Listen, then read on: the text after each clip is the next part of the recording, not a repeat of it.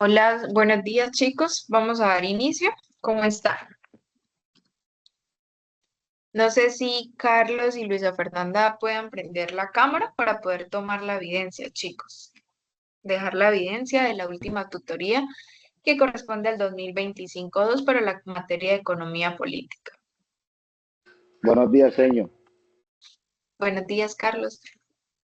Señor, estoy un poquitico ocupado, por aquí estoy atento, señor. Dale. ¿Será que Luisa puede prender la cámara para tomar la evidencia? Por favor.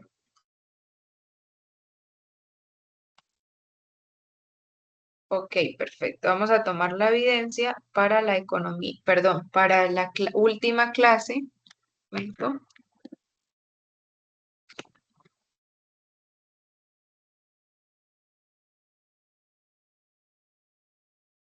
Perfecto.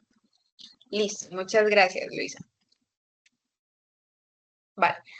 Entonces, siendo las 9:11, vamos a dar inicio con la primera, perdón, con la última tutoría de economía política para el semestre 2 del 2025.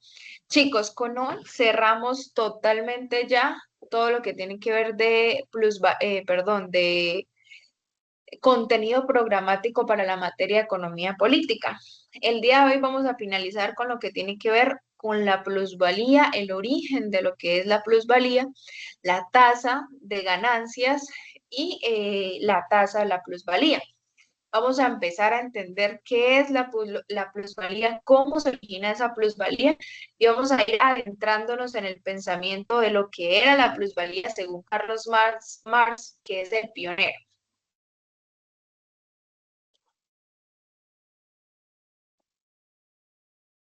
Listo. Entonces, vamos a iniciar primero que todo, ya estaba tomando la evidencia, para la última tutoría y es decirles que el día 13 de diciembre nosotros nos volvemos a encontrar para decirles las notas finales del 40%. Recuerden, chicos, que el 60%, que es lo que equivale al portafolio, fueron los talleres que ustedes ya presentaron. Con ustedes ya yo tengo economía política, sí, ya tengo todas las notas de las personas de esta clase, somos poquitas, entonces lo único que estaría faltando es lo que equivale al 40%, que fueron las exposiciones. Entonces, el 13 de diciembre, que es de hoy en 15, el próximo encuentro, nos vamos a reunir en la llamada, a la misma hora habitual, 9 de la mañana, para socializar ese 40% y socializar ya la nota general de lo que equivale al 100% de economía política. Luego, para yo subirlas a la plataforma, que ustedes puedan ingresar a la plataforma, ver esa nota y obviamente articular y ya quedar 100% con todas las notas. Dale. Entonces, vamos a iniciar con lo que es la plusvalía. Nosotros para poder identificar qué es la plusvalía, ya a través de todas las exposiciones que ustedes fueron dando, nosotros nos fuimos acercando a todo este pensamiento que nos traía Carlos Marx, ¿sí? Que era una crítica al capitalismo. Y ahorita vamos a ver un artículo o vamos a explicar, vamos a ver también unos videos para que ustedes puedan entender dinámicamente qué fue el capitalismo, qué fue lo que exactamente Carlos Marx criticó y específicamente se origina este término de plusvalía criticando cómo funcionaba el sistema capitalista. Entonces, ¿qué vamos a entender? ¿Cómo vamos a entender primero algunos postulados de la economía británica clásica con Adam Smith para nosotros poder comprender la teoría de la plusvalía de Carlos Marx? Listo.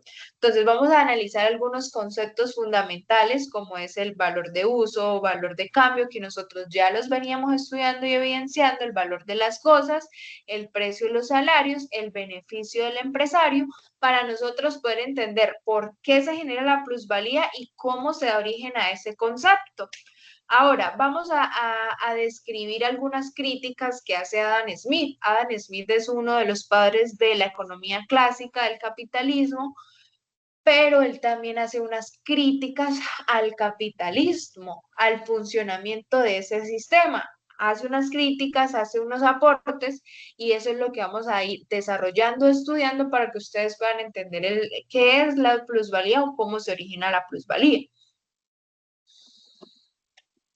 Entonces, ¿qué sucede? Vamos a desarrollar como un ámbito más relativo de lo que es la obtención y la magnitud de la plusvalía y cómo vamos a realizar una reflexión final de la plusvalía que lo que me va a definir a mí es la teoría de lo que es la plusvalía como conceptualmente falsa, ¿sí?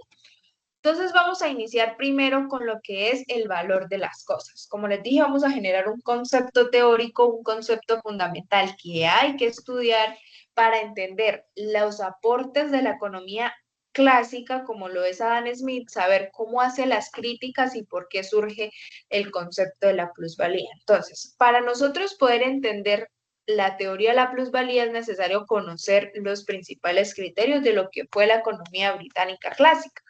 Entonces, obviamente Marx acepta por completo todos esos aportes, aunque obviamente elabora muchas conclusiones a partir de los aportes de esos autores de la economía clásica, porque él critica el sistema económico capitalista. Entonces, antiguamente en la Grecia, esos filósofos empezaban a generar algunos factores que influían en el valor de las cosas. Entonces, primero el valor de las cosas. Muchos autores dentro de la economía clásica, dentro de la economía británica clásica, empezaban a influir en qué era el valor de las cosas. ¿Por qué razón algunos objetos son tan diferentes por el servicio que prestan? Un caballo, una espada, un vaso, son tres cosas diferentes y esas tres cosas pueden llegar a tener un precio que permite relacionarlas. Entonces es donde Adam Smith, el padre de la economía moderna, empieza a identificar el valor de las cosas y el que afirma, hay muchos objetos diferentes, muchos que sirven y tienen utilidades diferentes, pero bueno, esperen un momento que voy a conectar el cargador, un segundo.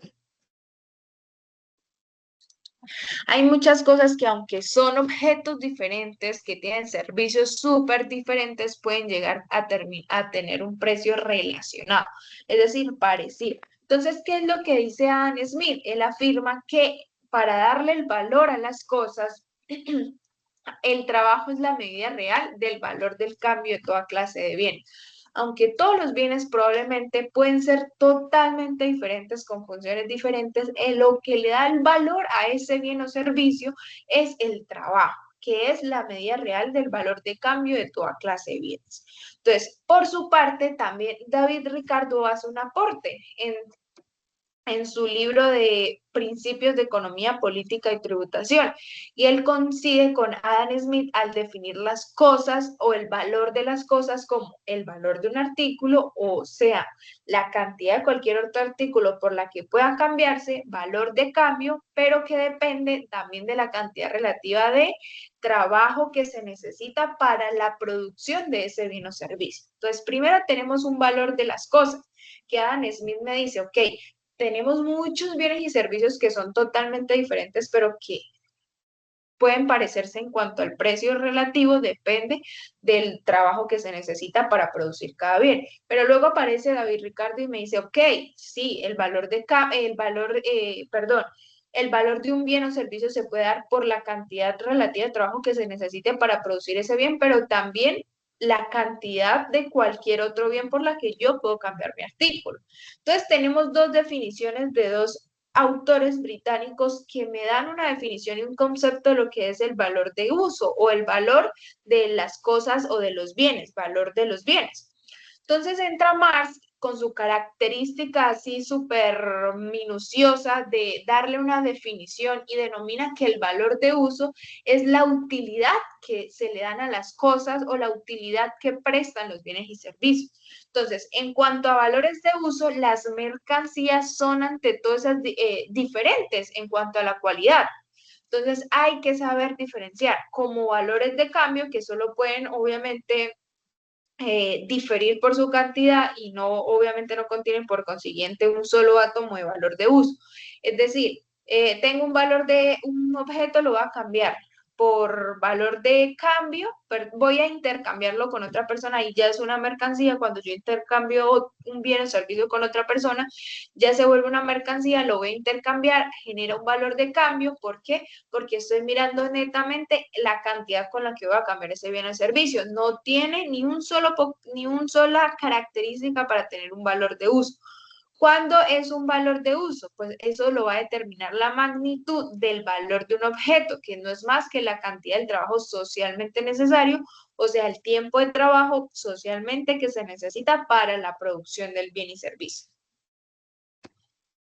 Entonces, es necesario destacar que las anteriores definiciones parecen referirse al valor, obviamente, del costo del producto, ¿sí? Sin embargo, pues nosotros vamos a tratar de referirnos al valor de cambio, pues ya que incluyen el beneficio empresario como parte del trabajo obrero. Entonces, anteriormente nosotros, ok, hablamos del valor de uso, valor de cambio, pero en este momento vamos a darle al valor de cambio ese beneficio también del empresario. Entonces, vamos a referir al valor de costo como el valor de cambio, ¿listo? Para que ustedes lo tengan presente. Ahí vamos a incluir tanto el beneficio que está cogiendo el empresario, que es el dueño de los factores productivos, y pues obviamente agarra como una parte del trabajo del obrero. Entonces, acá empezamos a dar una bastante y grande discusión. Ya tenemos qué es el valor de las cosas. Adam Smith dice, ok, es el trabajo que se necesita para producir algo, no es lo que se necesita para y poderlo intercambiar, pero Adam Smith ya me habla que necesariamente no solo se utiliza por lo que usted vaya a usar ese bien y servicio, sino que lo que usted lo puede cambiar y que conlleva el trabajo socialmente necesario para producir ese bien o servicio.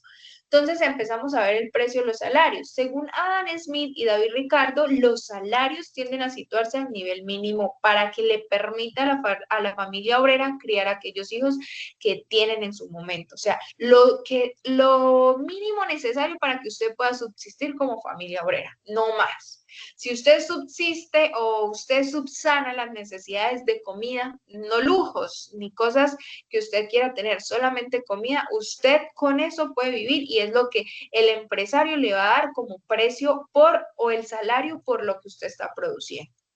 Entonces, como Adam Smith y David Ricardo lo sitúan, que el nivel mínimo que le va a permitir a la familia obrera es lo que va a recibir como salario, es una crítica que hace Carlos Marx. Entonces, ¿qué dice al respecto de lo que postula Adam Smith? Pues que los salarios que son pagados a los obreros, a los criados, pues obviamente deben ser de la magnitud o del tamaño que es o término medio para que obviamente esa raza de la familia proletariada se perpetúe. Entonces, por ejemplo, si ellos están produciendo unos bienes y servicios, como trabajadores, solo le van a pagar un salario mínimo para que él pueda subsistir, bienes y servicios para que críe a los hijos y ya. ¿Para qué? Para que esa clase proletaria se perpetúe a través del tiempo. Esos son los postulados de Adam Smith y David Ricardo, ¿sí? ¿Por qué? Porque obviamente a través de las horas laboradas por los trabajadores es que el beneficiario va a ser el empresario. Entonces, David Ricardo representa obviamente una definición muy semejante a lo que está diciendo Adam Smith. Ok, generar un salario, es decir, el precio del trabajo, para que me perpetúe como tal esa clase proletariada y en un futuro, obviamente, yo pueda seguir produciendo a través de esas personitas que me están generando esa ganancia extra. Lo que dice David Ricardo en cuanto a este término es que la mano de obra, al igual que las demás cosas que nosotros compramos o que se venden, se pueden aumentar y disminuir en cantidad, que tiene su precio natural y que tiene su precio de mercado. Entonces, ¿cuál es el precio natural de la mano de obra? Pues es el precio que es necesario para que le permita a los trabajadores que le va a permitir a los trabajadores pues estar ahí, subsistir, perpetuar su raza sin incremento ni disminución. Ese es el precio natural de la mano de obra. Y es el precio que normalmente los empresarios utilizan para, obviamente, generar sus ganancias. Entonces, y eso lo mismo lo dicen Adam Smith, hay dos tipos de precio, el precio natural, que es el precio del salario, obviamente, que le va a permitir perpetuar esa mano de obra o el precio del mercado. Además, pues obviamente David Ricardo sostiene que al igual que los demás contratos, se deberían dejar los salarios a la libre competencia en el mercado y pues obviamente que nunca deben ser controlados intervenido por la legislatura. Pero cuando ellos abarcan eso de que no debe haber intervención del Estado, que no debe ser regulado por el Estado, no lo dicen en pro de el proletariado, porque dicen, ok, deben dejarse los de competencia, quien más trabaja y quien más gana, pero no es así. ¿Por qué? Porque ahorita vamos a empezar a estudiar lo que es la plusvalía y cómo a través de la no intervención del Estado el empresario se aprovecha de la clase obrera. Entonces, cuando empieza, ellos dicen que debe haber una libre competencia, de que el salario se debe fijar en el mercado, que el mercado fije el salario, obviamente van a afectar a los trabajadores porque una de las regulaciones que hay en el mercado laboral es el salario mínimo y es el salario que el Estado fija para que no se le pague a los trabajadores por debajo de ese salario mínimo, para que las empresas no se aprovechen en que hay muchos trabajadores desempleados, requieren trabajar y al primer salario que le ofrezcan, así sea por debajo de ese mínimo, lo van a aceptar. Entonces, una regulación del Estado es entrar a fijar un salario mínimo para que la mayoría de la población de la clase trabajadora trabaje al menos por ese mínimo, o sea, con ese mínimo para poder subsistir. Luego, años después a esta intervención de David Ricardo, Adam Smith vuelve a considerar que es inexorable la situación de las familias obreras, o sea, que el mismo sistema pone que debe haber unas familias obreras, o sea, sin antes de escandalizarnos por falta de sentido social, según de los economistas británicos, hay que determinar que el salario y la mano de obra debe considerarse lo que ellos creían, ¿sí? Por herencia de los fisiócratas, que eso debe sí o sí suceder, o sea, la libre competencia se debe dar, la clase obrera se debe perpetuar porque el sistema ya está posicionado para que eso se dé. O sea, que es algo que nosotros no podemos evitar. Y ahorita les vamos a explicar, bueno, ahorita les voy a explicar cómo se da eso de que, pues, que se da la plusvalía. O sea, ¿por qué estamos hablando tanto de lo que piensa Adam Smith y David Ricardo si lo que debemos entender que es la plusvalía? Pero nosotros primero debemos entender los pensamientos de esos economistas clásicos para saber cómo Marx empieza a considerar la disponibilidad de operarios para que superen esa existencia de puestos de trabajo. Entonces, ellos hacen esta parte de que las familias obreras deben estar y que ese salario mínimo súper bajito debe estar para perpetuar esa clase obrera porque ellos empiezan a crear lo que es el ejército industrial de reserva. ¿Qué hablábamos con ese ejército industrial de reserva? Ok, hay una cantidad de desempleados y nosotros vamos a tener ese ejército de reserva o esos empleados de reserva por si en algún momento unas personas renuncian porque no están de acuerdo con las políticas empresariales, entonces tenemos gente obrera que está ahí esperando que nosotros los contratemos para generar el mismo sistema, un salario que solo les sirva para subsistir y generar y crear obrera. Entonces, luego, ya hablando de lo que es el precio de los salarios, nosotros empezamos a hablar lo que es el beneficio del empresario. ¿Quién es el único que se beneficia en este sistema capitalista según Carlos Marx? Pues los empresarios, la clase que es dueña de todos los factores productivos. En cuanto al beneficio del empresario, Adam Smith, ¿qué dice? Pues él se esfuerza en destacar que obviamente no proviene del trabajo de dirigir, o sea, el empresario, el beneficio del empresario no proviene del trabajo de dirigir. Entonces dice, habrá alguien que se imagine que estos beneficios del capital son solo un nombre distinto por los salarios de una particular especie de trabajo, como es el de la inspección, dirección, o sea que el ingreso que generan los empresarios por liderar, y no específicamente es por eso, sino que también se da por la obra de que el beneficio es del patrón, nace de que es del trabajo obrero. Y ahí es donde Adam Smith también hace como una crítica al capitalismo, pero él da la conclusión y obviamente opta y motiva a que es algo que el sistema ya está y que es algo que no se puede evitar. Entonces, ¿por qué Adam Smith, siendo un padre del capitalista, siendo un economista británico clásico de la economía clásica, critica el capitalismo? Pues Adam Smith, obviamente siendo el padre del capitalismo, criticó algunos aspectos de la economía capitalista, del sistema capitalista. ¿Por qué? Porque el sistema capitalista no solo decir, ok, es los trabajadores y los dueños de los factores productivos los que más se van a beneficiar del sistema, se genera la plusvalía, esto, lo que hemos venido hablando toda la clase, todo el semestre de la economía política, que la plusvalía, que el valor de uso, que el aprovechamiento por parte de los capitalistas.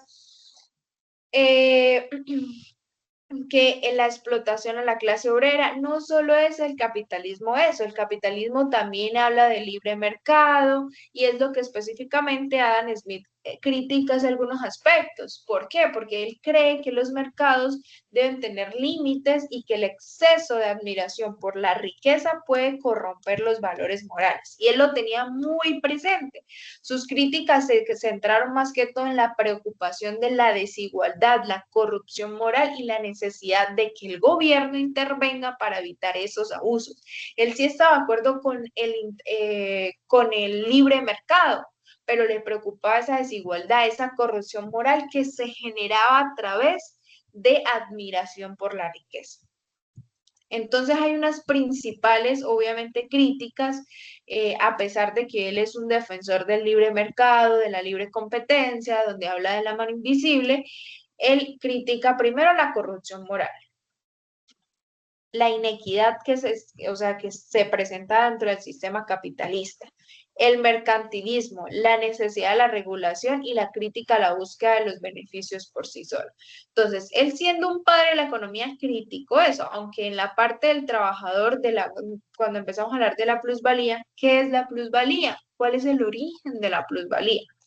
Entonces, cuando nosotros empezamos a estudiar qué es la plusvalía, que empezamos a decir, ok, según Marx, la plusvalía reside en el trabajo no pagado de los obreros. Entonces, hay unos trabajadores, perdón, hay unos empresarios dueños de todos los factores productivos, hay una clase trabajadora, le ofrecen los factores productivos a la clase trabajadora para que produzcan los bienes y servicios, ellos solo le pagan en los salarios el único salario con lo que puedan subsistir y toda la demás ganancia va para el empresario. Entonces, hay un trabajo que genera la clase proletariada, casi que explotación que no es pagada y que obviamente la agarran los empresarios y esa es la plusvalía, el trabajo no pagado de los obreros, quienes son los únicos capaces de crear valor y con los que reciben solo un salario para subsistir. Así ellos hoy produzcan una cantidad de bienes y servicios, mañana duplican la producción y al siguiente día triplican la producción, ellos siempre van a ganar el mismo salario para subsistir, porque la idea del beneficiario, que es el empresario, dueño de los factores productivos, es que se perpetúe esa clase proletaria. Entonces, acá es donde empezamos a estudiar, ok, pero ¿qué decía Adam Smith? El valor de la mano de obra añade ¿qué? A la materia prima y que se divide por sí misma en dos partes, destinada la una al salario de los obreros y la otra al beneficio de que es lo que genera la industria para recoger. Entonces, él más adelante obviamente plantea que el patrón participa del producto del trabajo de sus operarios, aunque no está produciendo, participa porque una parte de esa ganancia las agarra para él. El valor, Adam Smith también decía que el valor del operario añade, pues se divide en dos partes, lo que se pagan los salarios y la ganancia de lo que emplea. Entonces, cuando el trabajador está produciendo bienes y servicios, esa ganancia se divide en dos. Vamos a pagarle a los trabajadores ese salario únicamente para que subsista, para que tenga subsane sus necesidades básicas, porque no son de lujo, son básicas, y pueda criar a sus hijos para que obviamente se perpetúe ese clase.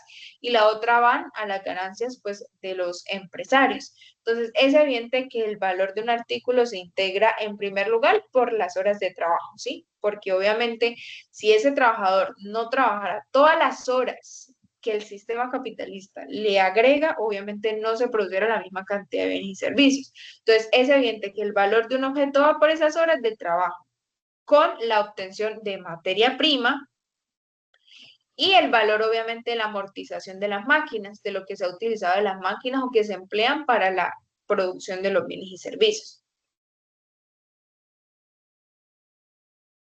Entonces, cuando empezamos a estudiar, hay una crítica de Adam Smith que ya les decía que él criticaba porque él decía que la apropiación del empresario por parte del trabajo obrero le parece inevitable, que obviamente Adam Smith a partir del momento en que se encontraron operarios para trabajar en los medios de producción, entonces él empieza a decir, ok, el estado originario del trabajador gozaba de todo el producto de su propio trabajo, pero solo puede perdurar hasta que ese trabajador tenga lugar de apropiarse de la tierra y de la acumulación del capital, y que únicamente lo va a hacer el trabajador, lo va a hacer el empresario.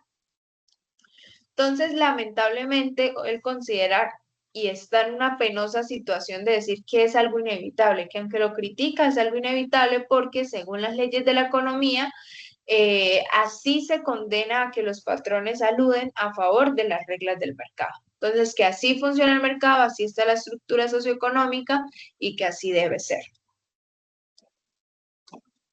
Pero acá luego entra Carlos Marx con la crítica a ese capitalismo y es donde empieza a hablar de la plusvalía. Y él dice, ok, muchos intelectuales socialistas habían tratado como de remediar esa mala distribución de la riqueza en ese momento del sistema capitalista, pero nunca habían tratado de generar una definición y un concepto como es lo de la plusvalía.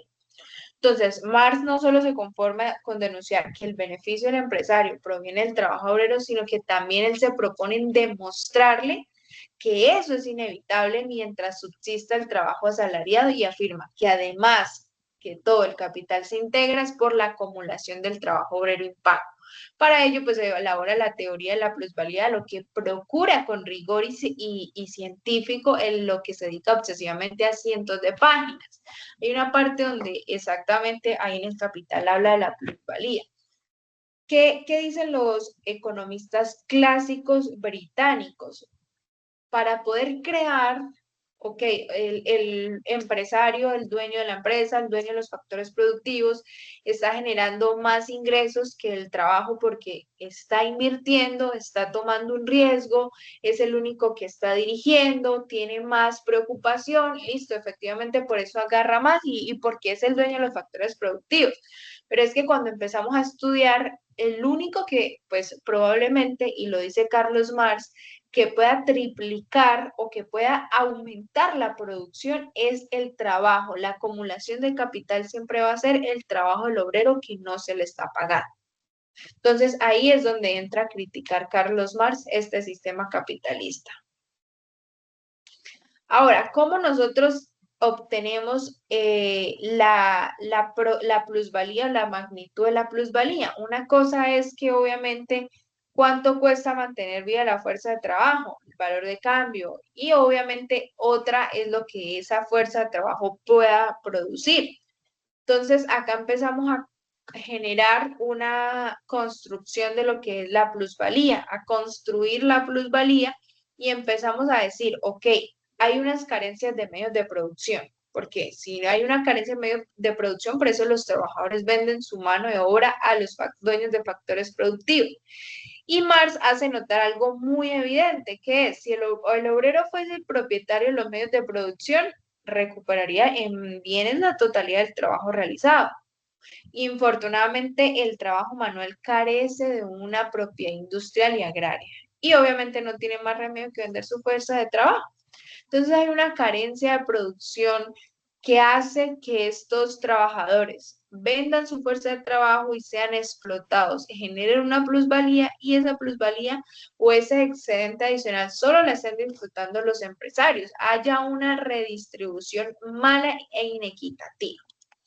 Ahora, ¿por qué para Adam Smith no era inevitable la plusvalía? O sea, ¿por qué eso se podía dar?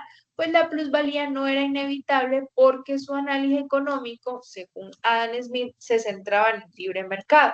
donde el valor de un bien se determina por la oferta y la demanda y no por la explotación de la fuerza de trabajo, como en el marxismo. Entonces, Smith creía que la intervención gubernamental mínima a la libre competencia permitían a los individuos decidir qué producir y qué precio, mientras que eso se evitaba que la ganancia del capitalista fuera necesariamente un excedente del valor no pagado al trabajador. Por eso decía que al ser una economía de libre mercado, obviamente el sistema mismo era quien iba a decir a cuánto, a cómo y qué se debía producir. Luego empezamos a estudiar que el origen de la plusvalía según Adam Smith y decíamos que hay un valor de la fuerza de trabajo, que los trabajadores están vendiendo su fuerza de trabajo, su capacidad de trabajar a cambio de un salario. Hay un valor creado y un valor pagado. El valor de esta fuerza de trabajo está determinado por el tiempo del trabajo socialmente necesario para producir los bienes. Sin embargo, el trabajador es capaz de crear un valor mayor en el proceso de producción que va a exceder la producción y que va a aumentar las ganancias del dueño de los factores productivos, pero el trabajador va a estar ganando siempre el mismo dinero, que sería el excedente no remunerado, que es la diferencia entre el valor total creado por el trabajador y el valor de su salario, que es el excedente que el capitalista se apropia, hace una enajenación, le quita el producto que el trabajador está produciendo. Entonces, hay dos formas principales de hablar de la plusvalía absoluta y la plusvalía relativa. ¿Cuál es esa plusvalía absoluta? Pues la que se obtiene extendiendo la jornada laboral sin aumentar el salario. ¿Y cuál es la relativa? La que se consigue aumentar la productividad del trabajo, lo que permite al capitalista producir más en el mismo tiempo. Entonces vamos a ver una composición de lo que es la composición orgánica del capital, pero vamos a ver unos videos para que ustedes puedan entender más que todo toda esta información de la que hemos estado hablando, de lo que es la teoría de la plusvalía y puedan entender mucho mejor.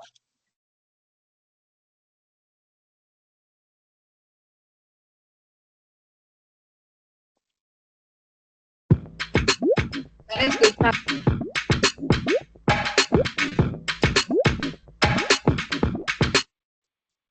Según la teoría del valor trabajo, cada mercancía encierra un valor correspondiente al tiempo medio de trabajo socialmente necesario requerido para su producción. Esto incluye el tiempo de trabajo necesario para producir la mercancía como tal y también el resto de mercancías involucradas en su producción. Al obrero no se le paga por lo que produce, sino por lo que vale su fuerza de trabajo. Su valor depende del tiempo de trabajo socialmente necesario para producir los medios de subsistencia del trabajador y de su familia. Dicho valor puede variar, por ejemplo, en base a la oferta de trabajadores que optan a un puesto determinado, de forma que cuantos más trabajadores haya, menos podrá pagar el capitalista por su fuerza de trabajo. Al capital realmente le interesa que haya personas en paro, ya que el exceso de oferta permite reducir los salarios. Por tanto, la plusvalía existe porque el trabajador trabaja más tiempo del necesario para producir y reproducir su vida, por lo cual se define como la diferencia entre su jornada laboral y el trabajo necesario. Vamos a ver todo esto de forma más detallada. Antes que nada, debemos saber que Marx diferenció el capital en dos grupos en base a su papel en el proceso de explotación, en capital constante y capital variable. El capital constante lo constituyen las máquinas, materias primas, combustibles, las propias instalaciones, etc. El capital variable es simplemente la compra de la fuerza de trabajo del obrero, el pago de su salario, es decir, la compra de sus capacidades intelectuales y físicas para desempeñar el trabajo.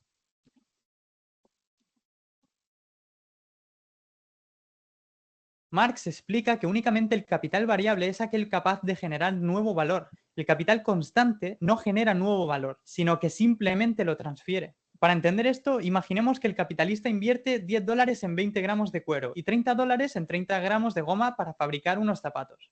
Tras emplear primeramente el cuero para crear los zapatos, ese valor del cuero es transferido, por lo que ahora los zapatos pasarán a tener un valor de $10. También se deben emplear los 30 gramos de goma, de forma que su valor también será transferido a los zapatos. Ahora, estos tendrán un valor total de $40. Y uno puede pensar, claro, con el cuero y la goma es algo obvio, ya que se gastan en la propia fabricación, pero ¿acaso las máquinas no generan valor?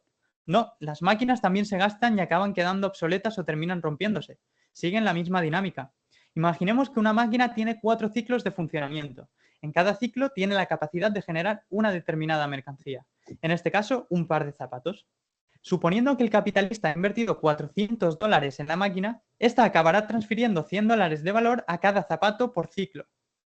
Sumando lo invertido en capital constante por parte del capitalista para fabricar un par de zapatos, tenemos que los costes de producción son de $140 y luego en el mercado el capitalista los venderá a $200. Vale, más despacio, pero entonces, ¿de dónde saca el capitalista el beneficio si aún ha de pagar el salario del obrero, que es el encargado de recortar el cuero y la goma? Digamos que el trabajador recibe un salario de $60 al día. Si el trabajador en una jornada de trabajo de 8 horas generase un solo par de zapatos, el capitalista con suerte podría únicamente cubrir sus gastos, pero no obtener ningún beneficio, ya que la suma invertida en la fabricación de esos zapatos sería de $200, es decir, el mismo precio al que lo ven en el mercado. Pero la realidad no es esta, ya que así el sistema no se sostendría. La realidad es que el trabajador es capaz de crear 4 pares de zapatos en cada jornada de trabajo, pero en realidad solo está percibiendo el valor que genera por una de ellas. No importa si en un día genera 4 o 5 pares de zapatos, él recibirá $60 por su jornada de trabajo. Si nos damos cuenta, el capitalista simplemente le está pagando al obrero el valor que genera creando el primer par de zapatos. A partir de ahí, el trabajador está creando un valor excedente que no va a percibir. Este valor excedente es lo que se conoce como plusvalía. ¿Y cómo hace el capitalista para aumentar aún más su beneficio? Pues, en pocas palabras, aumentando la cantidad de plusvalía que genera el trabajador, ya sea aumentando su jornada de trabajo por el mismo salario, lo que se conocería como plusvalía absoluta, o aumentando la productividad, es decir, invirtiendo en nueva maquinaria para acortar el tiempo necesario que se requiere para producir una mercancía, de forma que el trabajador pueda producir una cantidad mayor en el mismo tiempo. Esto se conocería como plusvalía relativa. Y no, la plusvalía no se considera un robo, ya que, como hemos dicho al inicio, al obrero se le paga por el valor. Ok, entonces ahí ustedes pudieron evidenciar a qué hacía referencia con un video más explicativo y cuando empezamos a estudiar la plusvalía, nosotros empezamos a estudiar lo que es la tasa de ganancia, ¿sí? ¿Qué es la tasa de ganancia según Carlos Marx? Pues es una tendencia, según Carlos Marx, es una tendencia decreciente, que a medida que el capitalismo se desarrolla, pues aumenta la inversión en tecnología, incrementa la productividad. Y esto provoca que haya que un aumento de la composición orgánica del capital, que es lo que efectivamente estaban demostrando en su momento con el estudio de la plusvalía. Ahora, ¿qué sucede cuando hay cuáles son las consecuencias de esa tendencia? Pues que es una tendencia que sea inherente al capitalismo, pues porque es una de las principales causas de las crisis recurrentes. Y la caída de la tasa de ganancia puede llevar a que obviamente las empresas más grandes pues absorban a las más pequeñas. Entonces vamos a entender qué es la tasa de ganancia decreciente según Carlos Marx para que ustedes puedan evidenciar. Ya les voy a compartir también la pantalla. Mm, mm.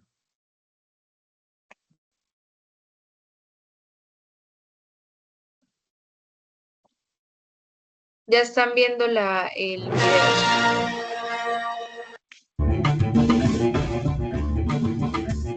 video. Sobra el capitalismo son crisis de abundancia.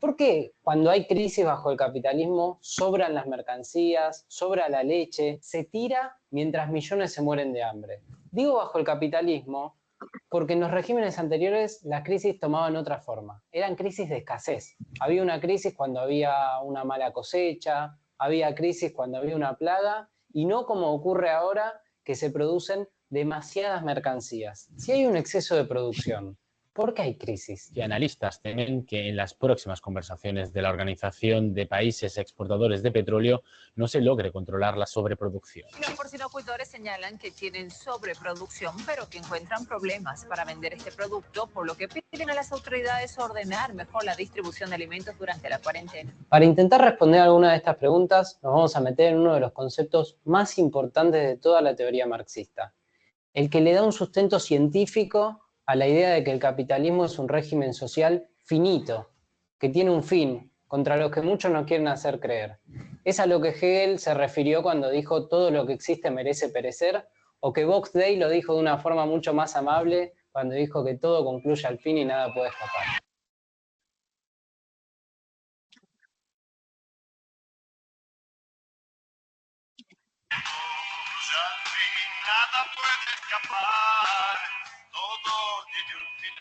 Llamó la ley fundamental de toda la economía política. Su importancia radica justamente en que pone de relieve la tendencia irreversible, sí, dije irreversible, del capitalismo al colapso.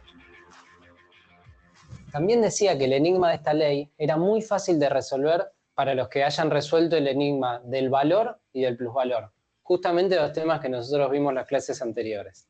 Toda esta introducción es para presentarles a la tendencia decreciente de la tasa de ganancia.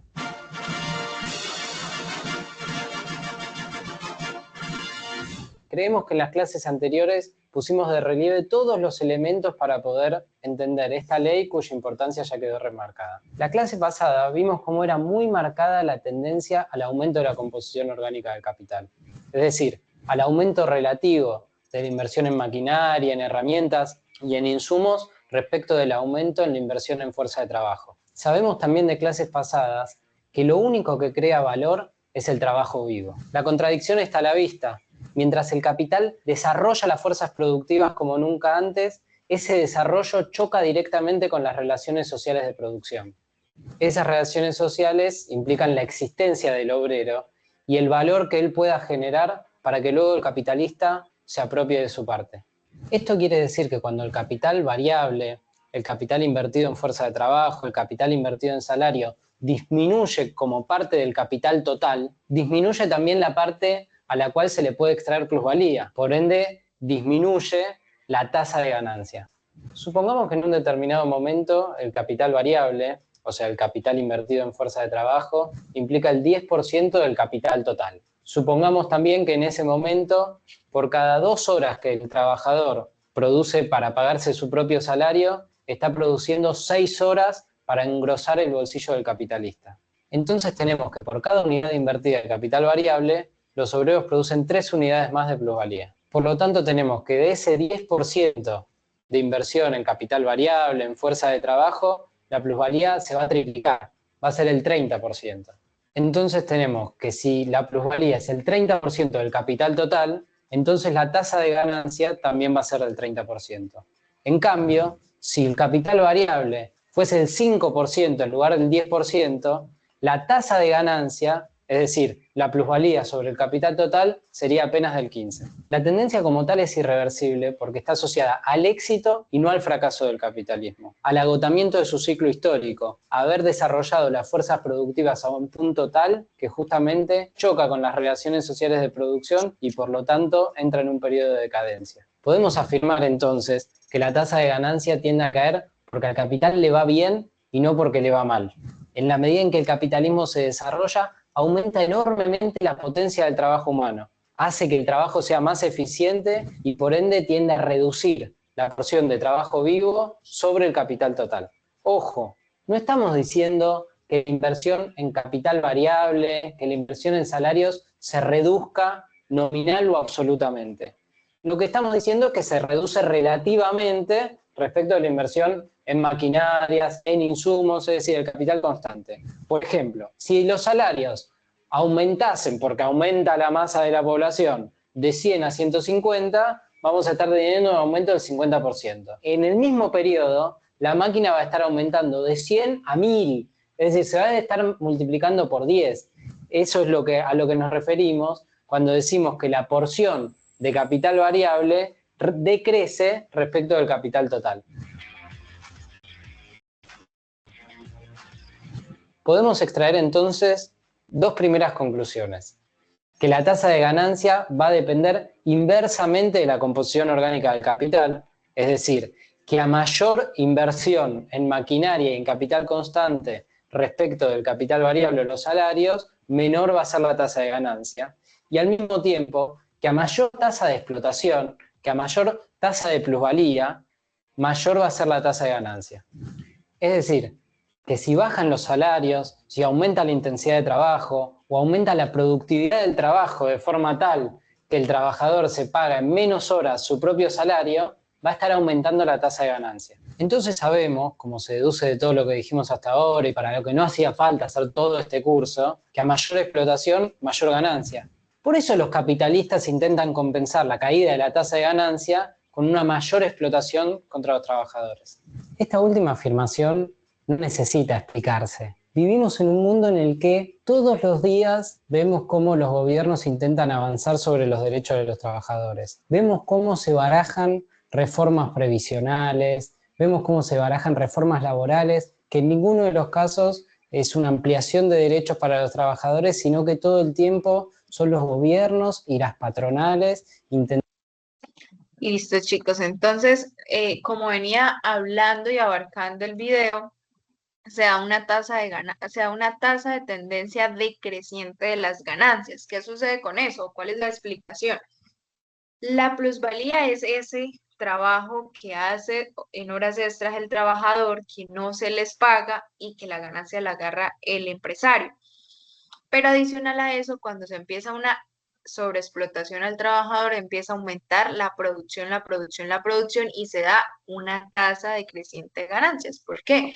Porque aumenta la producción y no está toda la demanda para adquirir esos bienes y servicios, lo que hace que se empiezan a desperdiciar y haber una sobreproducción. Entonces se empieza a perder toda esa producción de bienes y servicios y lo que hace es que todas las tasas de ganancia empiezan a caer y el empresario lo que hace es poder subsanar eso con la explotación también al trabajador.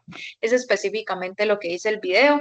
Vamos a dejar hasta acá, como les digo, hasta el día de hoy entregamos todo lo que es el contenido programático de la clase de Economía Política para el 2025-2.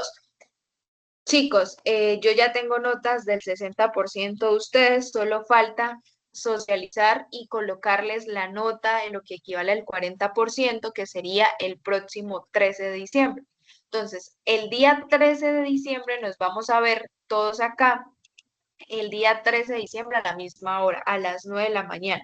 Puntualito, 9 en punto, para salir lo más rápido que podamos de eso. Socializamos esa nota del 40% y la subo a la plataforma para que ustedes puedan evidenciarlas. Luisa, ¿tienes alguna duda?